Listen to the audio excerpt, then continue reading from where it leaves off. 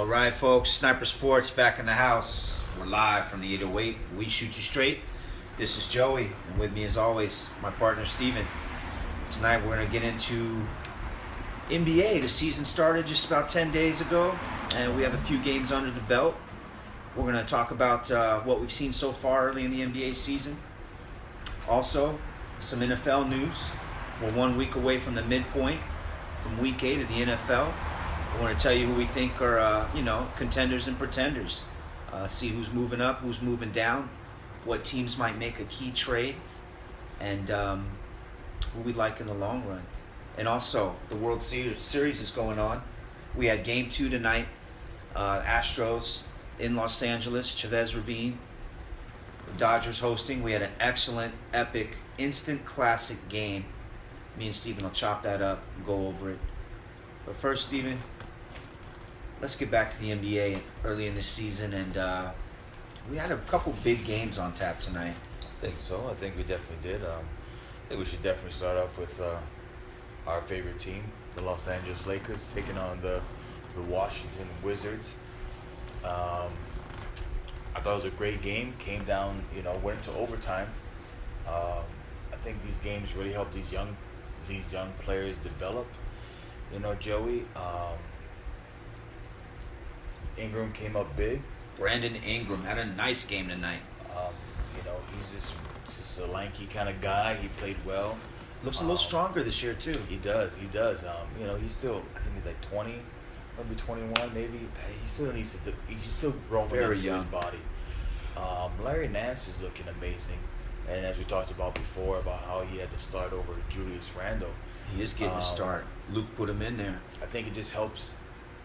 I just like what the lineup that they have with Nance, Lopez, Ingram, Ball, and forgot the other starter that they have. But I just like the lineup. I like Clarkson and Randall. Caldwell Pope, I believe. Yeah. He had a good game tonight as well. They played a good team in the Wizards. Of course, they're playing at home at Staples Center, but I thought they played a great game. What did you think of the game? I love the game, first of all, and I'm just going to come out and say I got to give a lot of credit to Luke Walton, the coaching staff, and the poise of the young Lakers. I mean, Steven, for them to overcome a 10-point deficit late in the fourth quarter, push the game into overtime, and then maintain the lead halfway through overtime and come out with a W, impressive win, definitely going in the right direction. Look, it's early in the season. I don't want to overdo it and give them a little too much sugar, but I'm going to put the right amount of seasoning on this one. I'm impressed. Very good. I agree with you.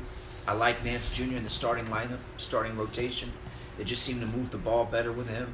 I like how he can come off the ball and just create that instant offense. I mean, I think he was 8 for 10 shooting tonight, 18 points, 10 rebounds.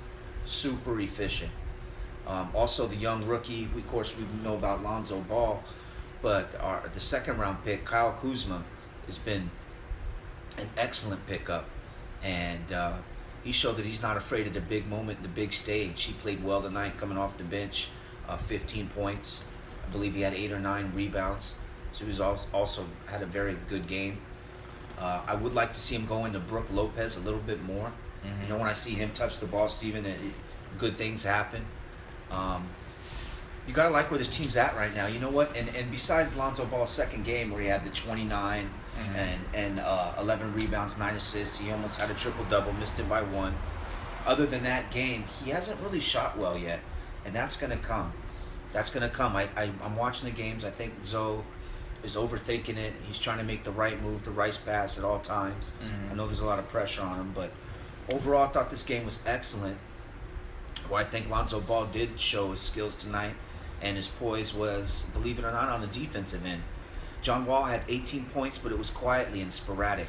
I thought through most of the game there was a lot of good contested defense by Ball, and he did a good job on John Wall. As you know, Wall was really vocal earlier in the week.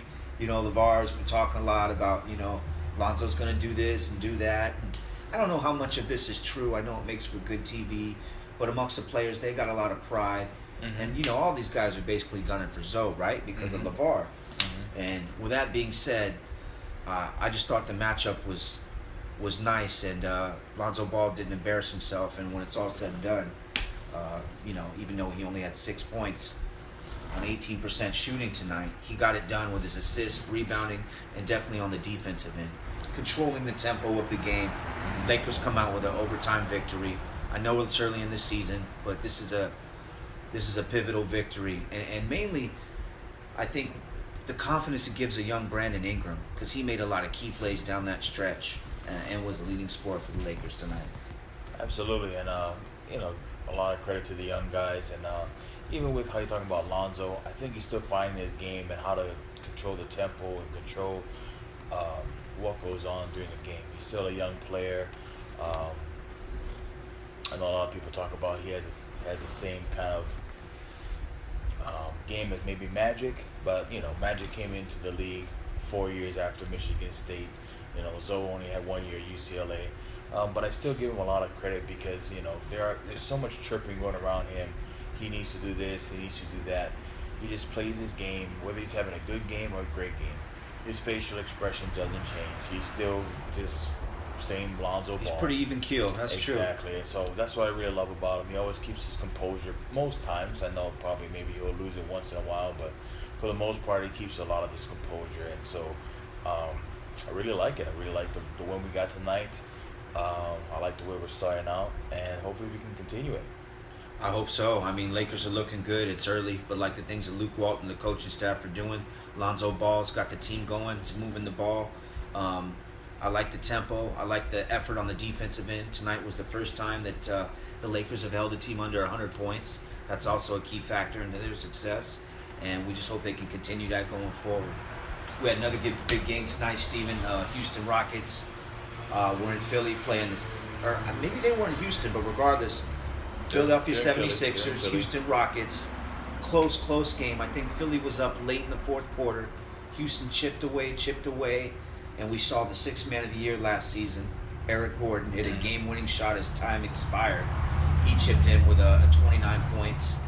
And Houston, I even saw James Harden making some defensive highlights tonight, man. I mean, defense. We don't want to say turning around because they were one of the top teams coming out of the West last season, but they just look even more hungry and a little bit deeper after a few key trades. Definitely. I just think Houston's really surprising me this season. They just look hungry, man. I think these kind of games, like I say, help them in progressing and knowing what to do and in tight situations when it comes into the playoffs or progressing in the playoffs. I think these games really give them that motivation and kind of give them that sense of like, we've been through this before, we can handle this. Tough loss for Philly. I mean, in Philly, I know Joel Embiid had a pretty good game. So did Ben Simmons. Ben Simmons has been playing amazing. I think it helps them as well also to grow. Another young team with Fultz, Simmons, and Embiid. So I think this also gives them some understanding of how to, in certain situations, what they can do differently. Maybe not get the ball to Bayless to make him try to create something. Yeah, I saw that towards the end. It really wasn't a great thing. I would have tried maybe to give it to Fultz. Much better options out there. To Ben Simmons. Ben Simmons seems to be running the offense a whole lot better than some of his point guards. But, tough loss for them, but I just think they'll bounce back. Philly is looking like they're progressing very well. If they can keep those three healthy, I think they'll make some noise this season. I don't think they're going to go too far in the playoffs, but I think they'll make some noise. I agree with you, man. I think they'll make a small splash, and they're kind of where the Minnesota Timberwolves maybe a year or two ago were, all right? They're a young team, but they have to learn how to win. They have to learn how to close out games, right? They were up on the Rockets nice, but like I said, they got to learn how to close it out. The Rockets know how to creep back in there, use the clock, how to come off of different key matchups, and essentially just pull out a close game. So Philly fans, I wouldn't be worried. They're a good young team, a lot to be excited about, but it is going to be a process. They're going to steal a few games this season, no doubt about that, because they have the talent to do so. But it is a learning process, and they're going to have to go through this. Yeah, absolutely. But so that was another great game on tap tonight. Yeah, the last game I think tonight was one of the other games. The big games was the Cavs versus Brooklyn. Yeah, that was kind of a shocker to me. I know the Cavs were on the road, but Brooklyn pulled out the W tonight. I know. I think tonight, Joey, I might actually compliment the Cavaliers. They've been surprising me a little bit in this season so far. And what I mean by that, they're trying different things, different lineups. You know, LeBron was playing point for a while, seeing how that goes. Different rotations, different players playing with each other, trying to find the best thing. And what I mean by that is, you know, opening night they did beat Boston. It was a close Right. game. They did beat Milwaukee. The next game they played pretty convincingly, who I think is another top team. I know they lost to Orlando. Kind of had some problems with Yeah, Lanos came out strong this season. with the Bulls, but they still got a victory. And then tonight, the only thing that I would say people are gonna get on LeBron about this, and they rightfully should. I'm not gonna get too much on it, but I think Okay. one thing that needs to concern is his free throws at the end of the game. He had 2 opportunities to make a free throw. I know the first one he missed. The second one I think he maybe tried to miss on purpose because they're down by 2. But I think that plays into a concern where, you know, there's opportunities for him to make free throws. He's a great player, but again, when it kind of comes down to the end of the game, not making the free throws, I think these are times where he should be able to make those. So, but I don't really think it's a big travesty for the Cavs. You know, I think they're still 3-2, so they're looking good. I still think they're on top of the West. I mean, the East. Sorry. So. Yeah, I'm gonna have to agree with that, and you know, really much too early to panic. It is a shock they lost to Brooklyn, but they're just finding out what pieces work. I mean, Dwayne Wade, I think after the first or second game was a starter, and now it's back to J.R. Smith is going to be inserted in the starting lineup. Dwayne Wade went to Ty Lue and said, "Look, I'll be better coming off the bench," and I agree with that because I think you can give him less minutes, but more minutes where he's the focal point, as Exactly. opposed to being out there with LeBron and kind of running him down a little bit, where LeBron kind of dominates the ball. So I think him coming off the bench would probably be a better fit. Of course, I don't know. I'm not in the organization, but just from what I see, that's not a bad idea. Absolutely, I think it definitely help. You know, I mean, with Tristan Thompson not really being the scoring threat, but being that defensive player.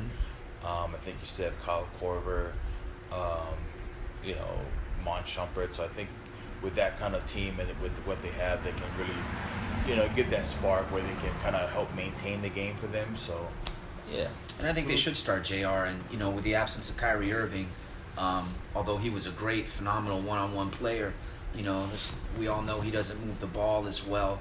The ball seems to move better now in Cleveland now that he's off of it. I know it's only been a few games, but now that he's on Boston, the ball seems to move around a little bit better, and that's going to benefit guys like Korver and J.R. Smith. Exactly. So I'm not panicking here that they're, you know, Ty Lue's moving some pieces around, see what he's got, see who can do what. And, you know, being that the East is not as strong, not nearly as strong as the West, nothing to worry about. Cavs are going to be around there at the end of the season, no doubt about it. Exactly. But you know, Joey, I mean, this basketball season, I know it's only been 1 week. It's been an interesting week just because I feel like, I mean, you really have the dominant people, but I don't know if there's really, I mean, Houston, I think in the West is pretty up there with them and the Warriors. The Spurs are surprising with LaMarcus Aldridge. You know what? I was talking about that on our previous episodes here on Sniper Sports, and I thought the Spurs were going to be weaker. But once again, I'm wrong. It's kind of like when I was talking about how pedestrian Alex Smith is, and he's coming out like the MVP this year. But anyways, I was wrong on the Spurs, Steven. They're 3-0, I believe. They haven't lost a game yet. They're undefeated, right? I think so. And for me, I don't think I was hating on the Spurs, but you know, who do we really think they had? You know, Kawhi Leonard with his ankle. I don't know if he's really doing anything. If he's played. He's injured. He's not playing. He's not playing. But LaMarcus Aldridge has really stepped up. 31 points tonight.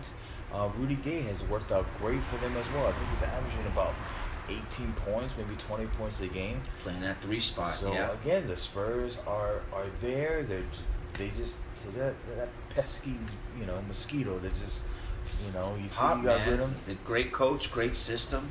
It doesn't Exactly. matter. You move pieces around. I myself even thought they'd decline a little bit. Like you said, Kawhi Leonard's on the bench right now with an injury, and they're just finding ways to get it done. So San Antonio, some things never change. Those guys look Good as always, and yes, LaMarcus Aldridge has gotten off to a very nice start. He had 31 tonight. I believe he had 37, 38 a few games back. So Exactly. he's really turning it around after that poor playoff performance last year. Exactly. San Antonio looked sharp. And even with the Grizzlies, they beat the Warriors the other night. When Steph threw his mouthpiece, but tonight they lose to the Dallas Mavericks, who have not been playing well. And that's what I mean. It's just kind of going back and forth. Oklahoma City looks great, but they lost a tough one to Minnesota. I believe they're in 2-2. So I mean, it's Westbrook had a triple double tonight, 28 points and 16 assists. Yeah, let me just say the West is very tough, and I think it's going to be like that throughout the whole season. So I'll say this much: I think there hasn't been that much excitement in the beginning of the NBA season as there is this year. I don't know if that's due to the whole Warriors Cavs thing, to just all these off-season moves. I think it has a lot to do with the off-season moves. Mm-hmm. There was so much player movement, and not just really good players, star players, game changers. So that maybe had a lot to do with the anticipation, the excitement for the season. But I feel it this year. Where we talked about, we kind of feel like it's a down year for college football. Mm-hmm. Well, I feel just the opposite for the NBA. I feel like, because in prior seasons, I'm not even watching NBA till we're around Christmas. Exactly. You know what I mean? But now I'm intrigued to see these matchups. There's been so much talk and so much movement. I think it's because every game counts now. You know what I mean? That one loss that you have against the Grizzlies or the one loss you have against Utah could come back and bite you later on in the season. Yeah, you can no longer give away the first 15, 20, 25 games. You got to come with it right now. The competition is, it's a little closer than it's been in past. Absolutely. So I'm really excited. There's a lot of basketball. It's amazing. It's great. There's football. World Series is amazing as well. It's good times right now. Good times for the sports fans. A lot of action going on. Exactly. So right now we're going to move into some football. Let's get into the NFL. Let's talk it up. A lot of stuff happens,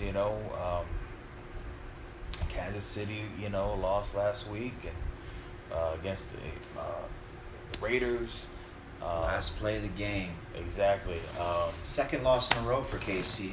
You look at the Chargers and what they did to Denver. There's just so much going on. It's just crazy. And this is one thing I want to bring up, Joey. I know we didn't talk about it before, but do you think that Dallas is getting too much hype for beating up on a 0-5 team or 0-6 team? I do. I really do. I think Dallas is a good team.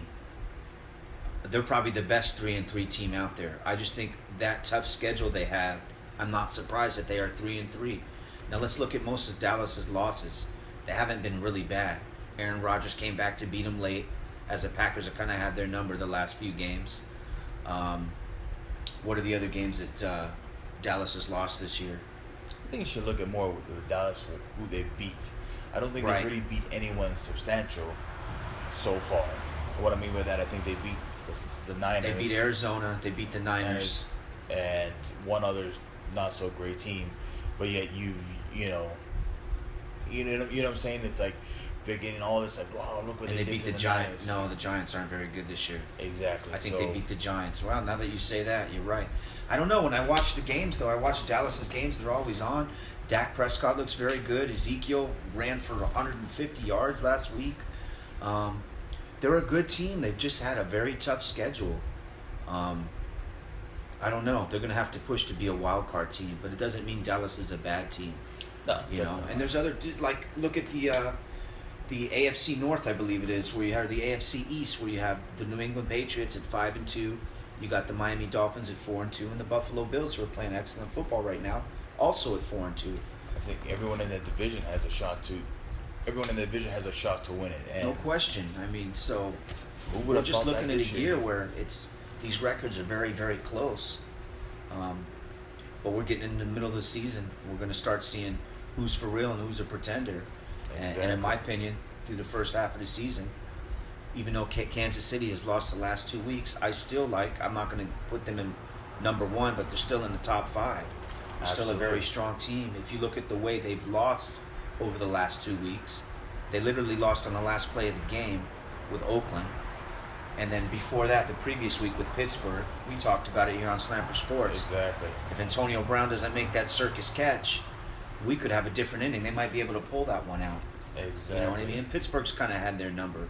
But with that being said, Kansas City still looks very strong. Philadelphia and the emergence of Carson Wentz has surprised me. Mm-hmm. He looks like he's a contender. They're for real. I'll tell you who looks like a pretender, the Atlanta Falcons and Matt Ryan. I mean, this guy, Steven, was the MVP of the league last year. Very consistent all year. Carried those Dirty Birds right into the Super Bowl. This year, I mean, they start off kind of hot, and then I think they've lost their last 3 games in a row. They were a no-show at New England. You would think they would get up for this game, but they just got stomped by New England this past week, and Exactly. they look like pretenders to me at this point. Well, the craziest thing for me, Joey, talking about the AFC South is, I hyped them up. I thought they were going to be one of the toughest conferences or divisions, in the NFL. You had the Atlanta Falcons, you had Carolina going to come back, Cam Newton. Tampa Bay, we had high expectations for Tampa Bay. And New Orleans, I thought was going to be in there. I thought it was going to be a tough division, but as you said with Atlanta, they're not looking good at all. Tampa Bay doesn't look good at all. No. We just saw some antics from Cam Newton. I don't know if you saw that, where he walked out of the press conference when they talked about it.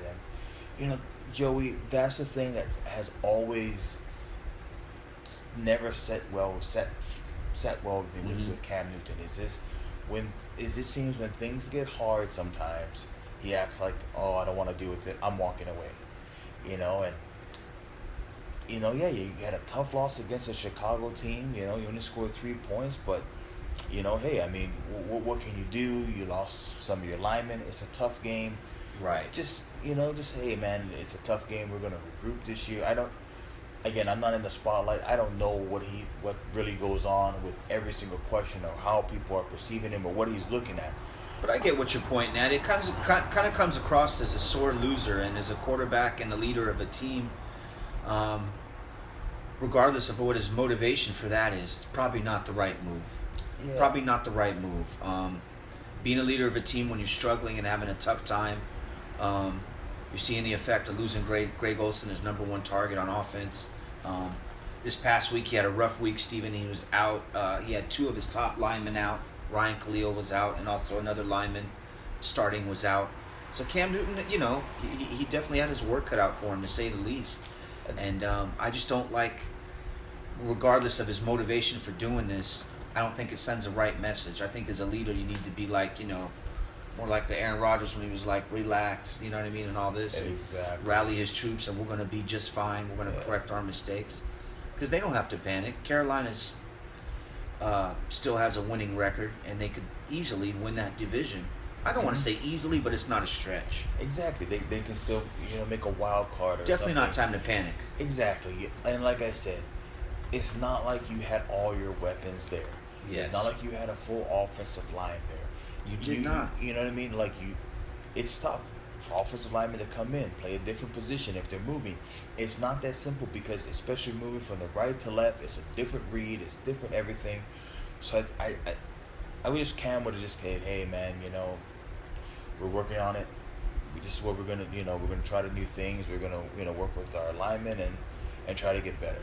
Right. So I do notice one thing this year, Cam, if you notice you're watching the games, he isn't running as much as he used to.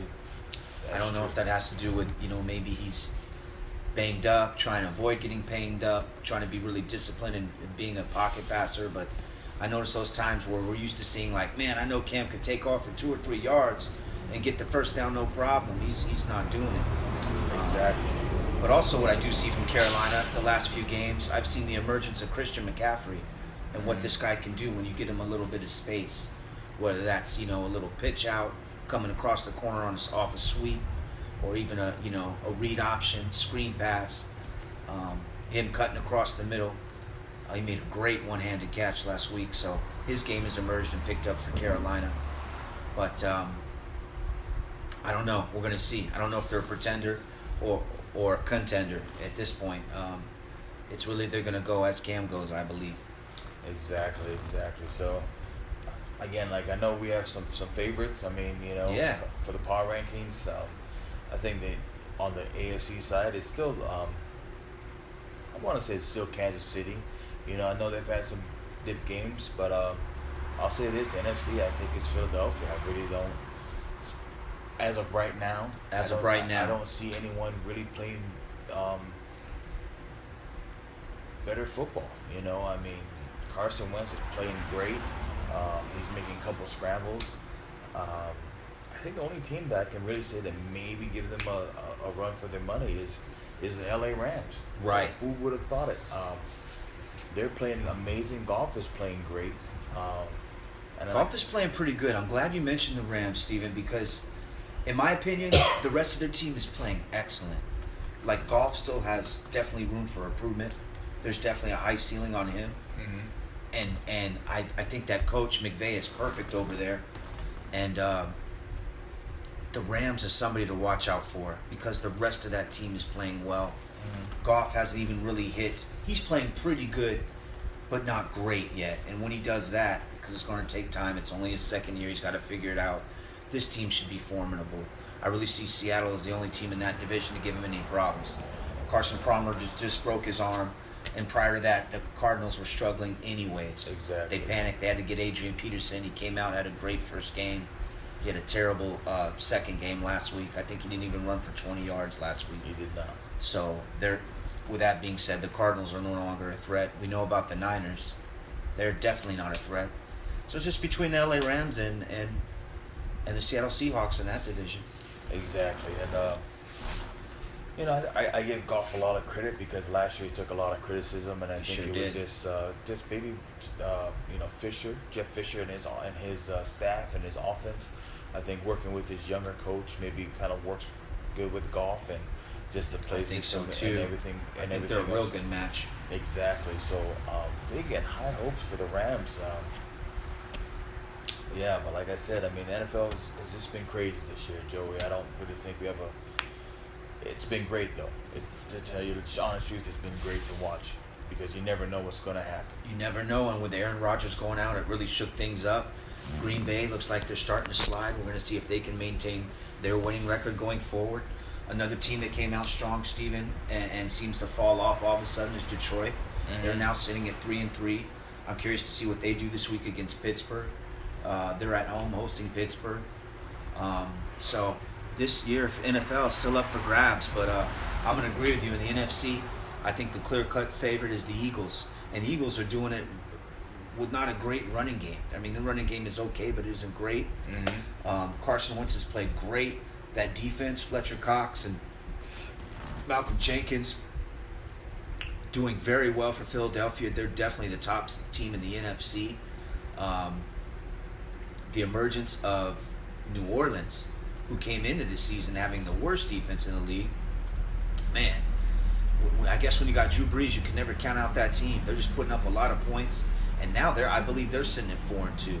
I think so. I mean, that's a team to look out for on the uprise. I'm not ready to put them high up there in the NFC, but I don't like to bet against a good quarterback and somebody who's as proven as Drew Brees, future Hall of Famer, first ballot, no doubt. As far as the AFC, I still like Kansas City as being probably the best team, with New England being a close second. And even though the Steelers beat Kansas City, I'm going to put them third. They're a little bit inconsistent. Not to mention, they've been having their problems this year. A few weeks ago it was Big Ben, coming out right in front of the press saying, I don't know if I have it anymore. This week it's Martavis Bryant. I mean, acting kind of like a child, saying, if I don't get the ball, I want out of here. Who's Juju Smith-Schuster? I'm better than him. I mean, really pretty immature stuff. Really kind of surprised at that, Steven. I'm all for, you know, being the squeaky wheel gets the grease, right? Speaking up and getting what you want. But there's a way to conduct yourself about it. And Martavis Bryant's looked very juvenile in doing so. I think Tomlin benched him for his comments this week. So, absolutely. With that being said, I'm not ready to put Pittsburgh up there. I still need to see a little more data from them, a little more, proven victories, that they're all on the same page here, and Tomlin can keep those guys together moving forward. Absolutely, and I just think that's the main thing with the Steelers. I think it's almost with every team so far. It's been up and down, the inconsistency, then consistency, and I think it's just really, really tough to judge anybody because like how you said, like one day, like, you know, the Raiders beginning of the season, they looked Oh, man. amazing, and all of a sudden they slimmed down, and you know Marshawn has his problems going on in the field, touching Right. the rep. Derek Carr got hurt. You know, but they came back. You know, everybody. I mean, you know, Seattle, they're not really as dominant they were before. Green Bay went down. I mean, you know, New England's had its problem before. The emergence of the Jets and the Bills Right. have been good. Everyone had high hopes for Cincinnati, and they just crapped out. You know, so there's so much going on, and there's no real, you know, Jacksonville, another one. Jacksonville, who would have thought Jacksonville would be in the run for? Jacksonville's a tough game for anybody now. Exactly. You know, they're a great defense. They're gonna run the ball on you, and Yeah, at the beginning of the season, I didn't You think know, we had them more than Bortles, yeah. 5 or 6 games. exactly. But So, now they're a tough matchup for anyone. exactly. To me, they seem like they found out their identity. You know, they're a defensive team, like an old Pittsburgh team. They're Right. defense. They're gonna grind out the ball, and hopefully, you know, get some turnovers and put the ball in the end zone, and be a low scoring game, like a 14-7 or 10-3 kind of game. So Right. Um, Even the Bears had a few more wins than I thought at this point. You know? I think the Bears are gonna, you know, I think in that division, people really need to look at what's happening to Aaron Rodgers. You know, not to say like, oh my gosh, he's not gonna able to come back, but you know, you're seeing with Cam, maybe not scrambling too much, maybe he's trying to take care of his throwing arm, and maybe he doesn't want to get hit wrong. Mm-hmm. Andrew Luck, I mean, we saw what's happening with him. So to break his collarbone on his throwing arm,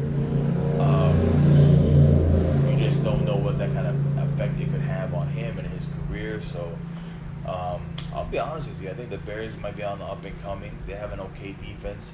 I think they found their running game. Real good running game. I think Control Trubisky that clock. can do some things if he can learn and stay healthy. So I see a lot of things coming out of Chicago. Yeah, we're gonna stay tuned the rest of this NFL season and see what happens. Should be some good games, good matchups. We'll see who comes out on top. Exactly. But let's finish it off with the World Series. World Series, Joey. We had Game 2 tonight. Of course, the Dodgers took Game 1 in LA. Game 2 was tonight, and it was an instant classic. I watched most of this game, Steven. It was one for the ages. We had a little bit of everything. Rich Hill for the Dodgers came out red hot, pitching a gem. I think he had 7 strikeouts through the first 4 innings. I mean, he was putting that ball wherever he wanted to. And on the other side, Justin Verlander. I think he had 5 strikeouts through the first 4 or 5 innings. Right? So we got a low-scoring pitcher's duel. Then all of a sudden, I think it's Corey Seager hits a home run for the Dodgers. They're up 3-1. Then a few innings later, you get back-to-back homers by Houston. It was just a great game. There were a total of 8 home runs in the game. 5 happened after extra innings. The game was pushed into 11 innings, and Houston was able to come out with a victory, 7-6. Just a really good game. You know, we talked about how good the series would be if it was the New York Yankees and the LA Dodgers. That didn't happen. But Houston's fallen nothing short of that. They seem to have their weapons. They seem to be in for a fight. Series is tied 1-1. I like it. It's good for baseball. It's actually the first time, and I can honestly say in about 4 or 5 years, I sat down and watched the majority of a World Series game. So I was entertained. I can see that. It's in your emotion in your voice, and yeah, it's a great thing for baseball. You know me, I'm pulling for the Dodgers. I am a Yankee fan, but Houston beat the Yankees, so I'm still a little salty about that. But I think it's been a great World Series so far. The first game, I think a lot of people were surprised because how fast it went. I think it was one of the shortest World Series games ever. But it comes back with a great one in this one. You know, just battling back and forth, and Man, it was anybody's game tonight. I think that's just what people really like. You know, that emotional roller coaster of like, man, the Dodgers doing good. Oh my gosh, Houston came back. Dodgers came back, and just the back and forth of it. You know, even if you're a Dodgers fan and you know you had the loss, I think you enjoyed the game because it was something like, wow, what a great game. My emotions were going wild, it sucks that we lost, but at least you can appreciate the game. Oh yeah, they're scratching, clawing, and fighting in there. You know what I mean? It's like a game of tug of war. Nobody want to give up any ground. You got to appreciate that as a fan. You know, series is tied at 1-1. I still going to give the slight favorite to the Dodgers. I just think they have the bigger bats, Steven. They have the better pitching, and I think through a 7-game series that should show true. But so far, very entertaining series. We had a great game tonight. Both pitchers were phenomenal. You know, what can I say? I'll be watching the rest of the games. Exactly. So will I. So I'm excited for the rest of the World Series and to see what happens. You know, just I'm looking forward to see what happens in the next game. Hopefully, it's just as good as tonight's game. Yeah, I think this series might end up going 7 games. You know, I had the Dodgers in 6 at first, but they tied it up tonight. Just may go 7. Definitely will. Well, I think that concludes our show tonight. But stay tuned. If you have any questions or comments, hit us up on Facebook. You can always send us an email, snipersports@yahoo.com. We'll answer your emails. Let us know what you want to talk about it. And thanks for tuning in. Until next time, folks. All right.